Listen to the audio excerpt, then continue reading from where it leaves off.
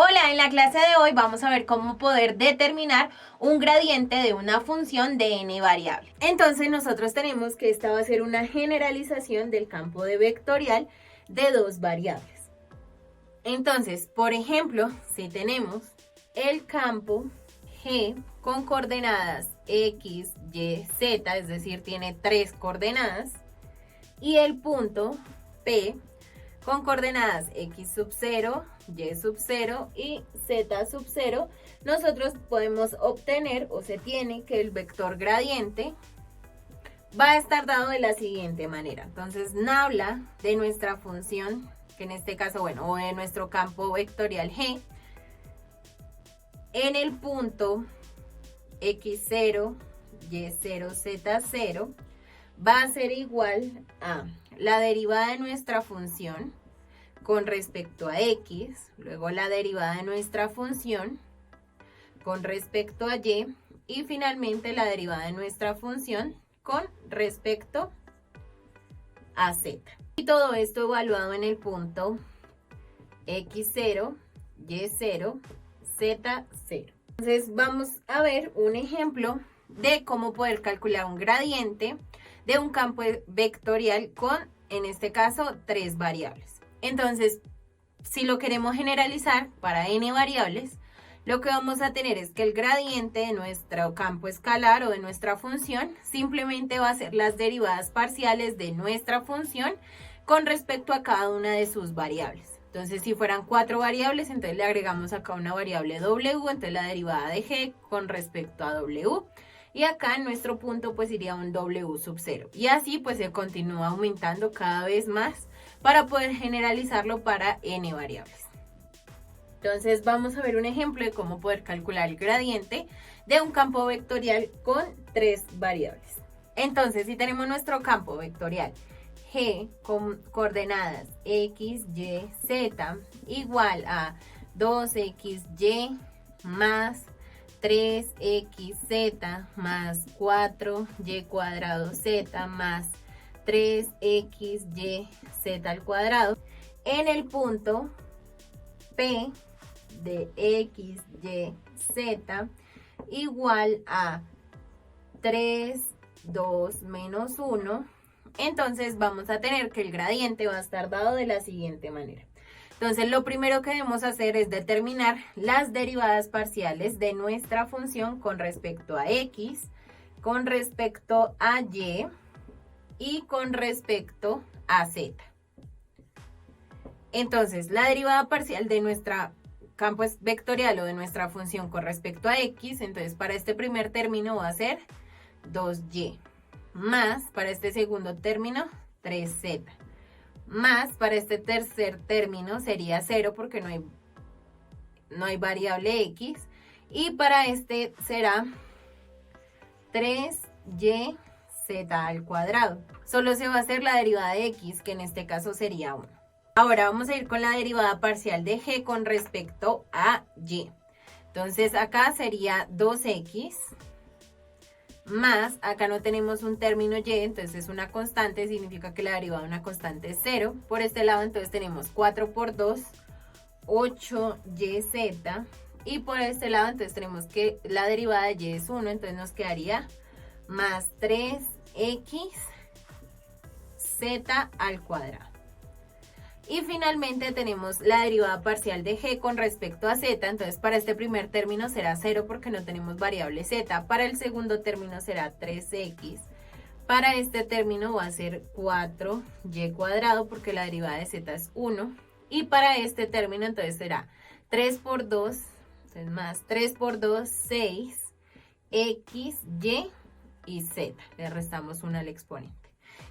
Entonces de acá vamos a tener que nuestro gradiente de nuestra función g va a ser igual a nuestra primera coordenada o nuestra primera derivada con respecto a x, que es 2y más 3z más 3yz cuadrado, coma la coordenada en j, que sería 2x más 8yz más 3xz cuadrado, coma, o la coordenada en k. Entonces la coordenada en K es 3x más 4y cuadrado más 6xy z. Entonces ya tenemos nuestro gradiente. Ahora lo que debemos hacer es evaluarlo en nuestro punto 3, 2, menos 1. Entonces si nosotros evaluamos el gradiente en estos puntos, simplemente se debe reemplazar y. Entonces acá vamos a tener que nuestro punto tiene coordenadas x, y y z. Entonces debemos cambiar las x por 3, las y por 2 y la z por menos 1. Entonces vamos a hacer eso. Entonces debemos evaluar nuestro punto en nuestro gradiente. Entonces vamos a tener que el gradiente de g evaluado en el punto 3, 2, menos 1 va a ser igual a 2 por x, pero x vale 3, más 3 por z, pero z sería menos 1, más 3 por y, pero y sería 2, por z al cuadrado, es decir, menos 1 al cuadrado, coma. Entonces acá vamos a tener 2 por x, que será 3, más 8 por y, pero y es 2, por z, que sería menos 1, más 3 veces x, pero x es 3, por z, que sería menos 1 al cuadrado, coma, y continuamos. Entonces tenemos 3 por x, pero x es 3, más 4 por y al cuadrado, y es 2, entonces 2 al cuadrado, más 6 veces x, pero x es 3, por y, pero y es 2, por z, que es menos 1. ¿Listo? Entonces ya tenemos acá evaluado nuestro gradiente, entonces vamos a determinar simplemente haciendo las operaciones. Entonces, haciendo las operaciones, el gradiente de g evaluado en 3, 2, menos 1 va a ser igual a 2 por 3 nos da 6, más por menos nos daría menos, 3 por 1, 3, más, acá tenemos menos 1 al cuadrado es 1, 1 por 2, 2, y 2 por 3 nos da 6. Acá tenemos 2 por 3, 6. De acá entonces tenemos más por menos nos daría menos. 8 por 2, 16. 16 por 1 nos daría 16, menos 16. Ahora más, de acá entonces tenemos menos 1 al cuadrado es 1. 1 por 3, 3. Y 3 por 3 nos da 9, coma. Acá tenemos 3 por 3 nos da 9, más 4 por 2 al cuadrado. 2 al cuadrado es 4. Por 4 nos dará 16. Y de acá entonces tenemos menos por más nos daría menos, menos por más menos, y menos por más nos daría menos. Entonces sería signo menos. Entonces acá tenemos 6 por 3 nos dará 18, 18 por 2 nos da 36 y 36 por 1 nos da 36.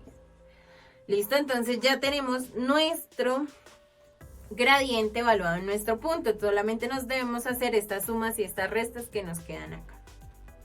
Entonces el gradiente de nuestra función o de nuestro campo vectorial en el punto 2, 3, menos 1 va a ser igual a 6 menos 3 nos daría 3, más 6 nos da 9. Ahora por este lado tenemos 9 más 6 nos da 15, menos 16 nos da menos 1. Y por este lado tenemos menos 36 más 16 nos da como resultado menos 20, más 9 nos da como resultado menos 11. Y este entonces va a ser el gradiente de nuestro campo vectorial con 3 variables, que también lo podemos denotar como 9i menos j, una por jj, menos 11k. Entonces también lo podemos denotar de esta manera, que va a ser simplemente un vector que nos representa la dirección. En la clase de hoy aprendiste a poder determinar el gradiente de una función de 3 variables y además cómo es la generalización para una función de n variables. Por otro lado, vamos a tener que esto será de gran importancia en el momento que deseemos hallar derivadas direccionales de una función que tenga más de dos variables.